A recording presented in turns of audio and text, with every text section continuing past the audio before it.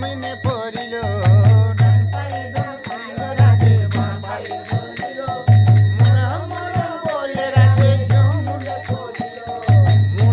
মরবে না রাধে মন্ত্র ভালো জানি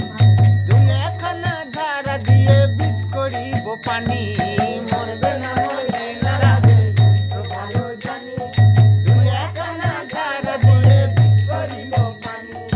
এমন অঞ্জের বীজ ঝাড়িতে পারে সোনারে যৌবন খানি দান করিব তারে